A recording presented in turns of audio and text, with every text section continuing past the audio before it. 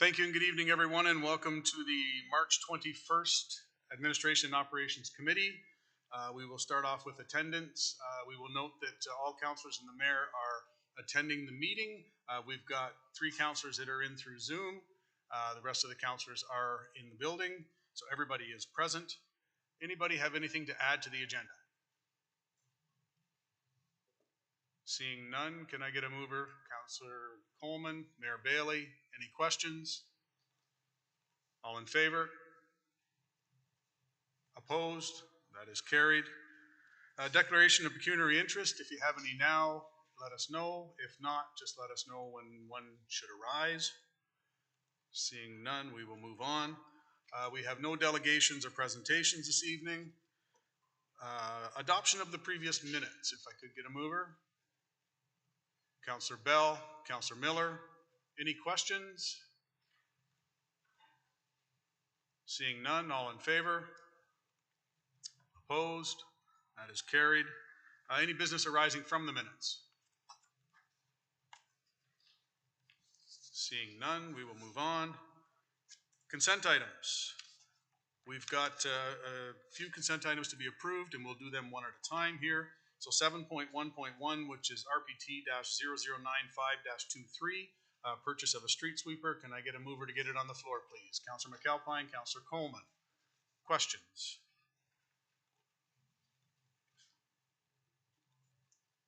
No questions from anyone. Bear with me. I do have one question myself here, if I could, and I'm not sure who's going to answer it from staff. But in regards to the 2 quotes that came in, one quote, it's there's a $14,000 difference, but the delivery is less than half the time. I'm just wondering, what are the other factors that are involved with this? If we can get it in half the time, is that worth the $14,000, or how does that come into play?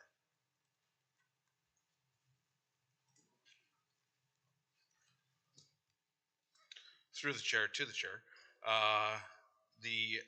We weighed that out, and with the current sweeper that we are trading in, we did put money into it last year, and we felt that we could carry it for those 60 weeks, and that there are possibilities that there could be some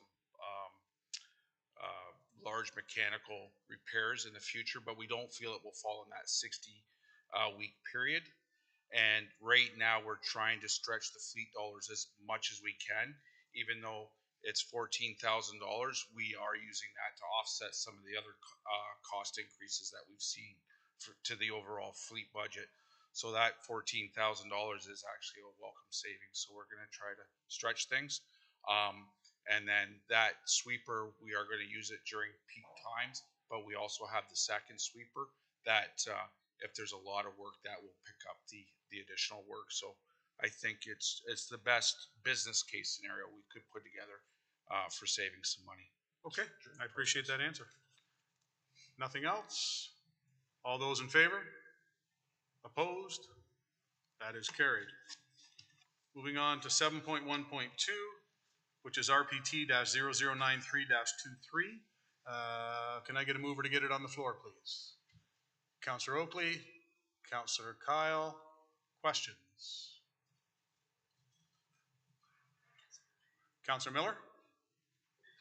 Thank you, Mr. Chair. This is a question for, I think, all of the bridges that are on the agenda for tonight, save one, because they all involve closing the roads. And I was just, through you, Mr. Chair, I just want our staff to maybe let us know, do we know how long these roads are going to be closed by? Who determines that? Is that determined? I imagine it's determined by the scale of the work, but is that a staff decision? Is that a contract like the contractor decision, or is it done in conjunction? And my second question is that part of the bid process? In other words, if a contractor comes in maybe a little more expensive, but they can do it in half the time, think back to the sweeper, is that part of the weighting? It doesn't look like it based on the prices, but I'm asking, is it part of the weighting? And the reason I'm asking about the road closures is because people understand these things have to be done, but for some people, it can be the most disruptive thing in the world. So a lot of times we get complaints, just like, when the heck is that bridge going to finally open? So I'll leave that to staff to answer, Mr. Chair. Okay. Who can help us with that?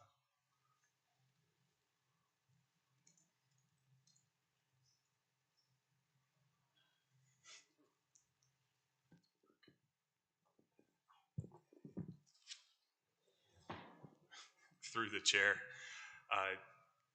In this case, it typically comes down to a multiple of things as to the reason why the road is closed. It could be written in the contract that the road would be allowed to be closed, in part because of the nature of the work. It would be too difficult to maintain the road to be open when it happens.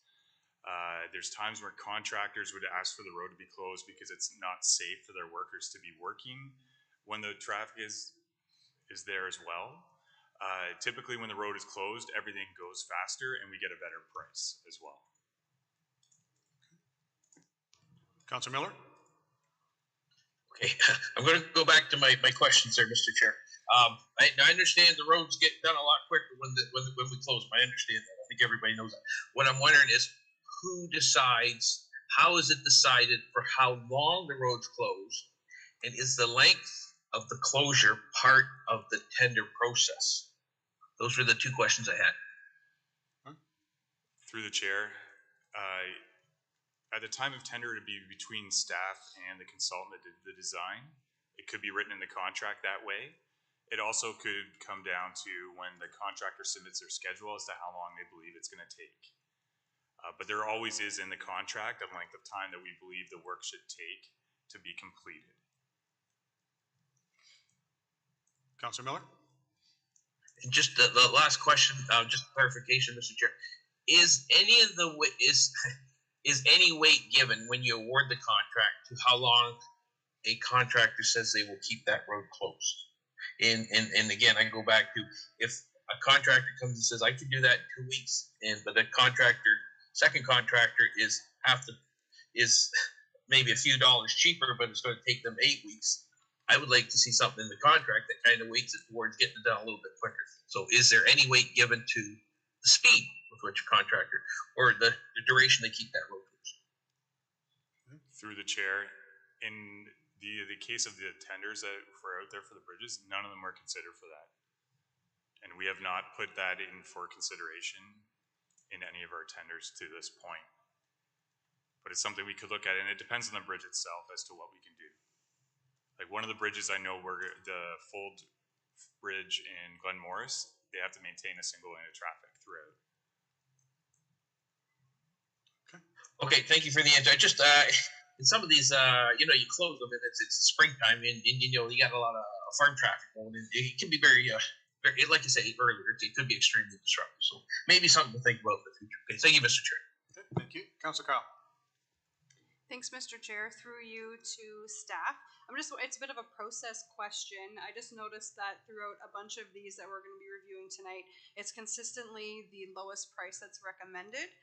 So I'm just wondering, is it the exact same quality, timing, and everything that goes into it, and they've just come in higher that we went with a lower one? Or, just wondering if we always just go with the cheapest one, or if what thought goes into that. Through the chair, on bridges, we actually pre-qualify all of the bridge contractors. So they do go through a process prior to even bidding. And then when it comes to the tender, it is the lowest price at that point. That follows our purchasing policy. Okay. Any other questions? Seeing none, all in favor? Opposed? That is carried. Moving on to 7.1.3, which is RPT 0096-23. Can I get a mover? Mayor Bailey, Councilor Kyle, questions on this one? Councilor Kyle. Thanks, Mr. Chair. Through you, just a quick question. I noted on the report on the second page, it says that located on Glen Morris Road West between Oakland Road and Tyson Way in Oakland. So I'm just wondering, just making sure that's a typo. I think it's in Glen Morris, this bridge. Who can respond to that, please? I believe, through the chair, I believe you're correct. I think that was just a typo that did not get corrected. Any other questions on that one? Seeing none, all in favor? Opposed? That is carried. 7.1.4, RPT 0111 the Brant Mill Road reconstruction. Can I get a mover? Councillor Coleman. Councillor Oakley. I'm looking at you there, Councillor Chambers. Any questions on that one? Seeing no questions, all in favor? Opposed? That is carried. 7.1.5, RPT 0112-23, McMillan Road over Fairchild Creek rehabilitation. Can I get a mover? Councillor Oakley? Councillor Chambers? Any questions on that one? Seeing none, all in favor? Opposed? That is carried. 7.1.6, RPT 0131, appointment of an engineer for the E&M Jacques petition. Get a mover. Councillor Kyle, Councillor Coleman. Questions? Seeing none, all in favor? Opposed? Carried. Okay, 7.1.7, RPT 0131.23, appointment of an engineer for the petition under the section 4.1. Mover. Councillor McAlpine.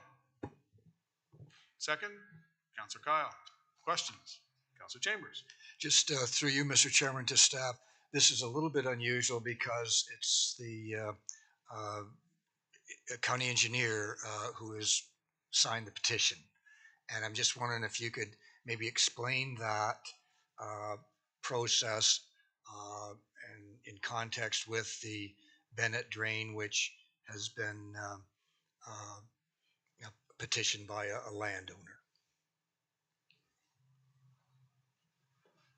Right.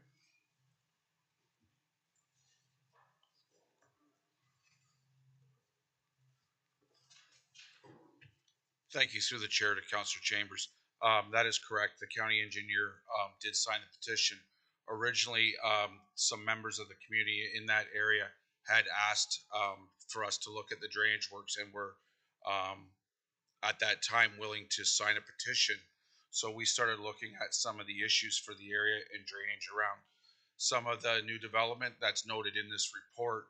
And through our own further investigations, we realized that there was a need for this drainage to take place with all the work that's going to be could be taking place with the Bennett drain. I think this is an important piece to finish the project that will address many of the drainage issues in the Harley area. And it was very important that we realize, as we're moving all these waters, that there is a possibility that it could affect the road. So at that point, the engineer, Rob Walton, decided to sign the petition on behalf of the county. And a further question, I know it'll be up to the engineer to do the assessment schedule, and I haven't seen the 1926 assessment schedule, but I'm assuming that a large part of the assessment will be attributed to the road as opposed to property owners in that area, by the looks of the schematic that's there. That is a possibility. I'd hate to look into the crystal ball because you never know what the engineer is going to bring back. But this is at the request for road drainage, and a lot of it is within close proximity. So definitely the roads will have a financial piece in this continuation of the project. And just a final question, if I might, through you to the Greg, that the Bennett drain, there are some large assessments attributed to the proposed Bennett drain, and this will add to that assessment on some properties. And I know people are not going to be happy about the assessment. They never are, because some assessments are quite large. I'm hoping that this additional work that is probably economical to do at the same time does not become such a burden that it becomes difficult to afford. And we'll wait and see what the engineers say. Okay. Any other questions on that one? Seeing none, all in favor? Opposed? That is carried. Moving on to 7.1.8, RPT 0132-23, Grand River Street North Pressure Reducing Valve Chamber. Can I get a mover? Councillor House, Councillor Coleman. Any questions on that?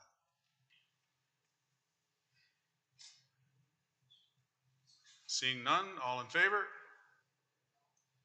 Opposed? That is carried. 7.1.9, Community Grants Evaluation Process. Can I get a mover?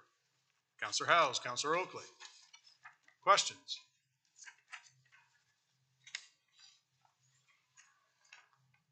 Seeing none, all in favor of the recommendation?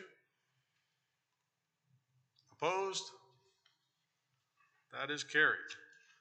Okay, so that's the end of the ones to be approved. There are 2 to be received. Does anybody want either one of them pulled? Councillor Oakley. Through you, Mr. Chair, 7.2.1. Okay. Okay, so can I get a mover to receive 7.2.2? Councillor Coleman, Councillor Howes. Any questions on 7.2.2? Seeing none, all in favor? Opposed? That is carried. Okay, so Councillor Oakley, you'll move it to get it on the floor. Seconder for 7.2.1, Councillor Howes. Go ahead, Councillor Oakley. Through you, Mr. Chair, I just wanted to sort of make a statement that perhaps we should consider sending a reminder email or a warning of some type for those who have a low attendance for these for our advisory committees for our citizen appointees, just because lots of people applied and in a lot of cases people didn't get on, and there may have been circumstances or ended up being more than they could handle. So if we could perform some sort of check-in when we do this report with these people who had attendance issues, and just check in if they need assistance getting to things, or if it follows up multiple years in a row, perhaps it's time to let them go. In lots of groups like the Optimist Club, etc., if you miss more than 1 or 2 meetings, they let you go there. So perhaps a more mild version of that might be appropriate. Okay, I appreciate that, Councillor Oakley. That was one of the notes that I made on the one tourism. There's several there that have had 0. So good on you for pointing that out, and definitely something to go forward with for sure. Any other questions on 7.2.1? Seeing none, all in favor? Opposed? That is carried. Moving on to staff reports, 8.1, RPT 0150-23, the new main library branch update. Kelly, welcome.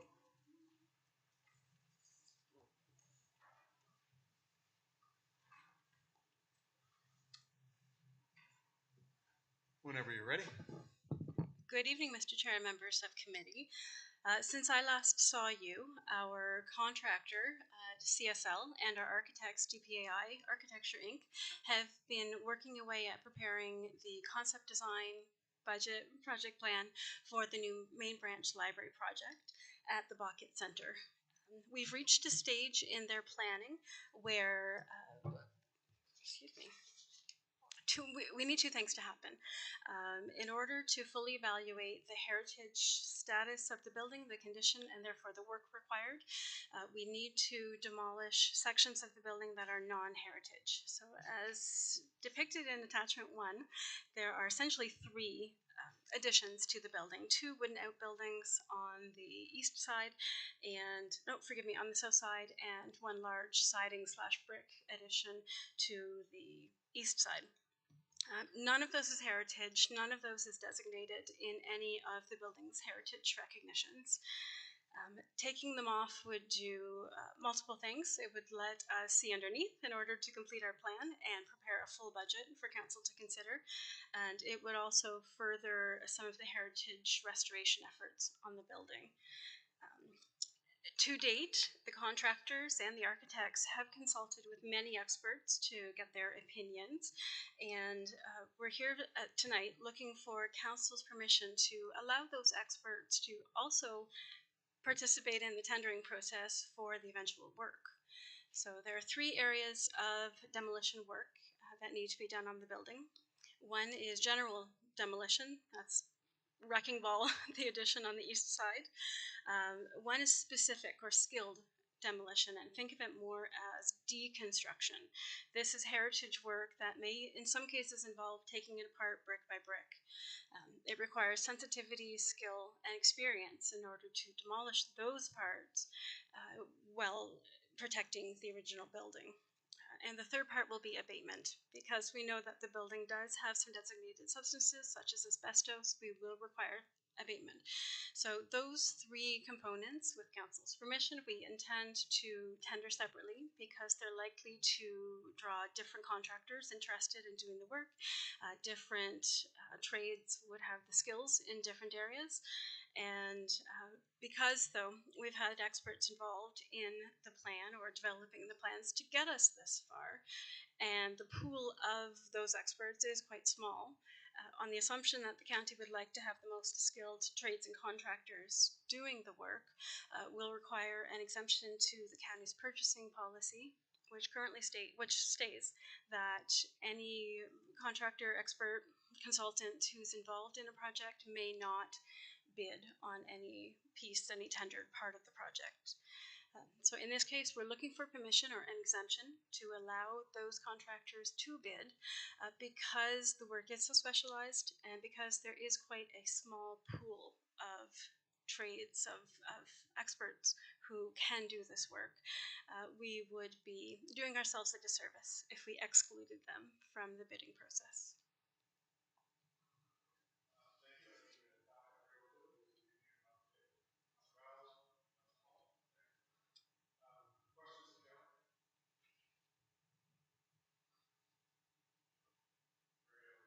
Through you, Mr. Chair. Turning the clock back to when we tore down the gas station in St. George, the price of that job went up crazy when we found out there was asbestos and all kinds of other things. So I know that the company we used in St. George was, Michael did a lot of research when he hired those people. I'm not sure who they were. Someone obviously knows who they were. But they did a good job, and they did it quietly, and they did it one step at a time. And people were happy with the fact that there wasn't a wrecking ball. And I think that these little pieces of old Mary Matson buildings are the same sort of kind of structure. So I'm just saying that we should investigate the people we've used recently because they've done a good job, and they were on budget. But the price of the job got very expensive and there's going to be asbestos in here. There's going to be all kinds of things in here. So maybe we can check out who did the work for us recently and give them a chance to. Okay, thank you for that. Any other questions? Councillor Bell and then Councillor Miller. Thank you, Mr. Chair. Through you to Kelly. Kelly, I think it makes good engineering sense to understand what you have to work with and on what to build your new project. I'm interested in when you will be coming to council with a full cost estimate for the work. So are we talking this year for that to happen? So through the chair, absolutely. We'd like to see it in front of council as soon as possible. The demolition work that we hope to happen next will inform that plan and give us a more accurate budget. So one step must follow the other, but we'd like to bring it to council as soon as possible. Thank you. Second question, Mr. Chair, if I may. And this is to probably to Kelly, but also to county staff. Do we have budget coverage for this work? So through the chair, yes. The current project budget for this capital project is about $14 million. Okay, thank you. Councillor Miller.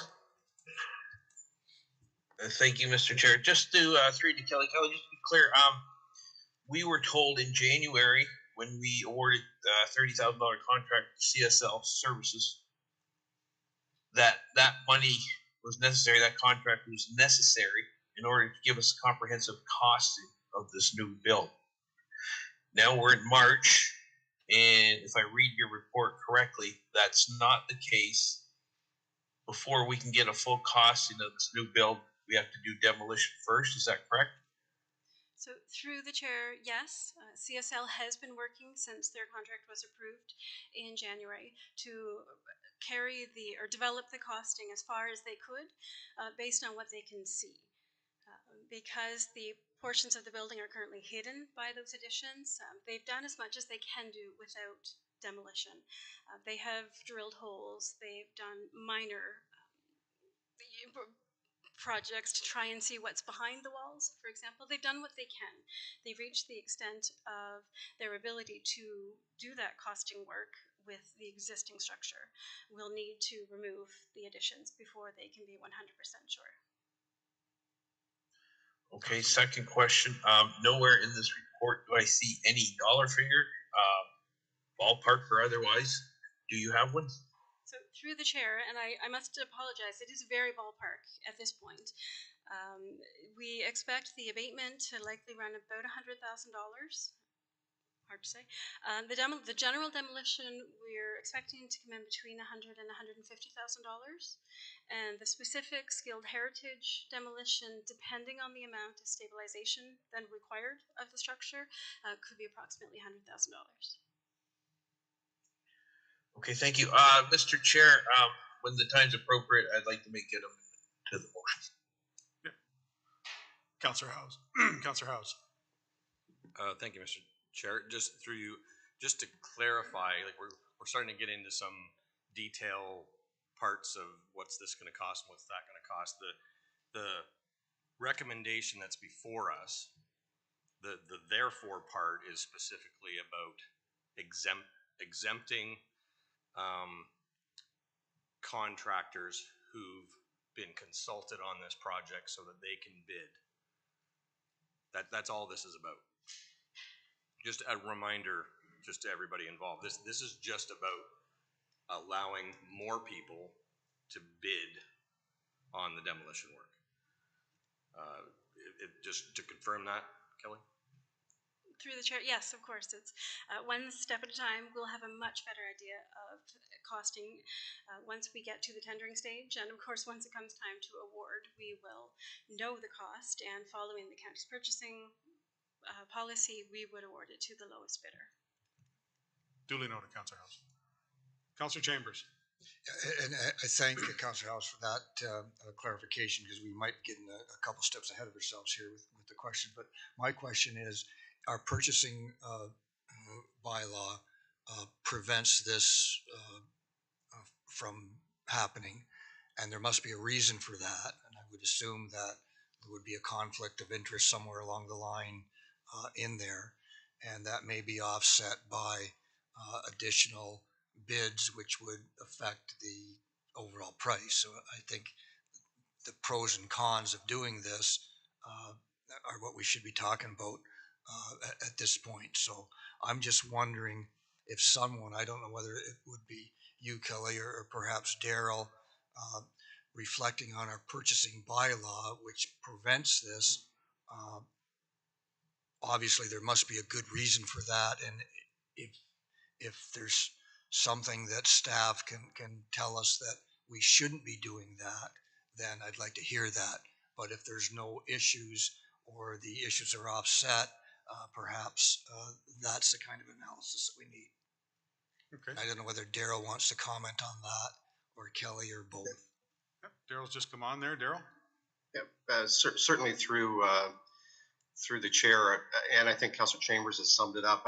Yes, the purchasing policy does allow for an exemption of this for this purpose, and you're right. You're kind of weighing the ability on one hand to have increased bids come in for the project, yet recognizing that there might be an inherent conflict with someone already working on the project. So it is a balance. I think given the nature of this particular demolition and this project, I think we want as many bids to review as possible here. So I think in this circumstance, it makes sense. We're comfortable supporting that recommendation, and the purchasing policy does allow for council to provide that exemption. So certainly comfortable going forward on this basis. Councillor Chambers, you're good? Okay. Any other questions? Counselor Miller, I'll circle back to you. Yeah, thank you, Mr. Chair. In light of this discussion and the abatement and asbestos and all that, to me, there's a lot of unknowns, and it's a very simple amendment, Mr. Chair, and that's that the tender award for demolition be subject to council approval. I would like to see it. I would hope members around the table would like to see it as well. So I'm looking for a second. Mayor Bailey would second that. Any questions to that amendment? Councilor Chambers. Is that germane to the issue that is presented by the recommendation? It seems to be a standalone recommendation. As Councilor House intimated before, this is just to allow the process to be exempted.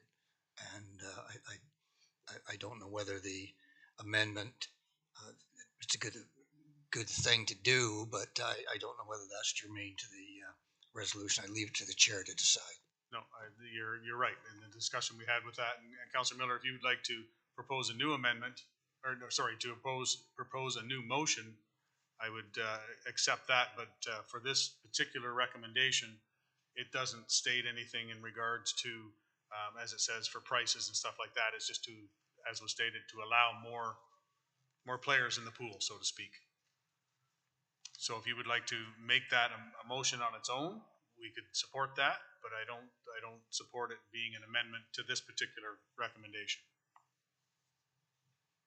Okay, maybe you can walk me through it then a little bit, Mr. Chair. I understand what Councilor House says. He says we're dealing with this motion in front of us. Very specific. I got that. That's great. At the same time, we've never been given a full cost to build it.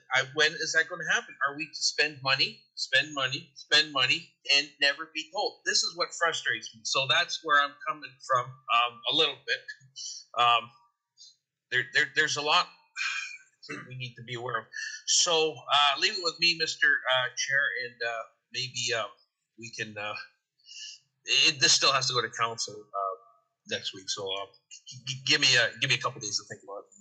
If something comes up, I'll bring it up next week. Okay, no, I appreciate that, and I think the key here is the fact that you're absolutely right. We haven't been given a price, but my understanding, and from what Kelly's saying, and from the situation we're in, if they were to give a price right now, all of a sudden, once we do the demolition, it could come back and all of a sudden be several $100,000 more. So I wouldn't want to have a final price until such time as they knew exactly what they were working with.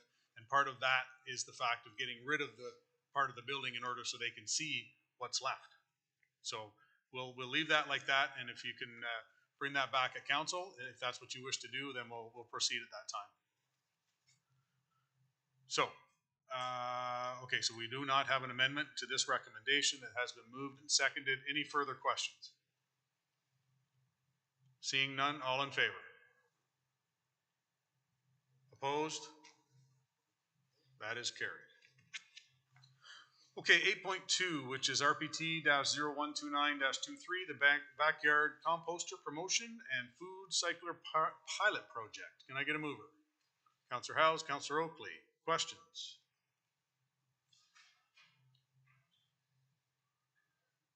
Councilor Howes? Mr. Chair, comments, okay? Comment will be fine. Okay, thanks. Just, I just wanted to comment on how great it was to see this come back around in a prompt fashion. I think it was maybe November, December, probably one of the first couple of meetings of the new council. We saw a delegation on this product. The product that's part of this report, and I think it's a great step in the right direction. I just appreciate staff circling back on it so quickly. Okay, thank you for that. Any other questions?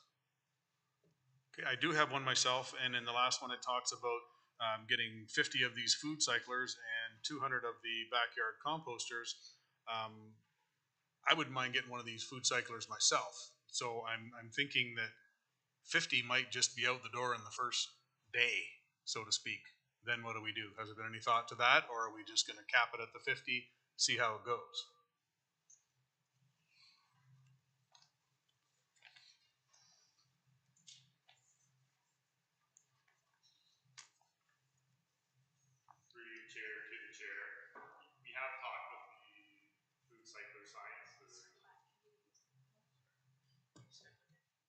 about that. Through chair to the chair. Yes, we have talked to the supplier of these, which is Food Cycler Science.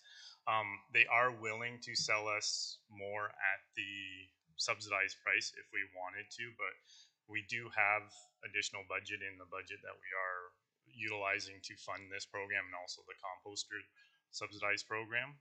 So, but that would be something we would have to possibly come back to council or ask for permission to utilize those, or possibly a motion could be passed tonight to extend that funding. Thank you for that.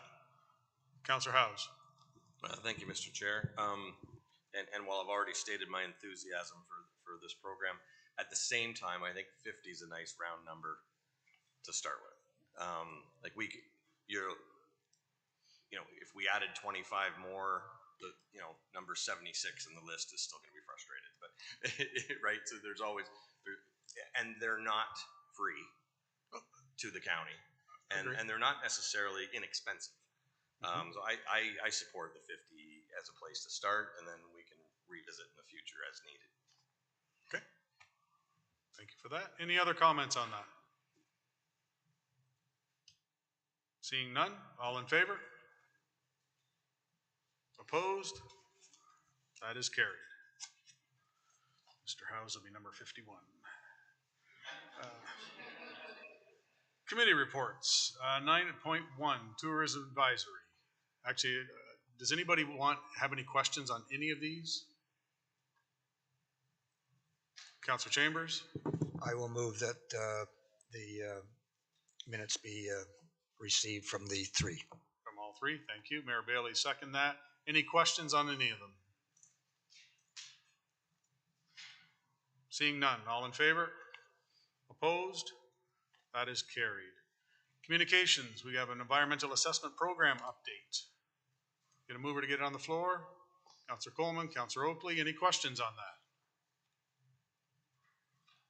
All in favor? Opposed? That is carried. I do not see any other business. I do not see anything in camera.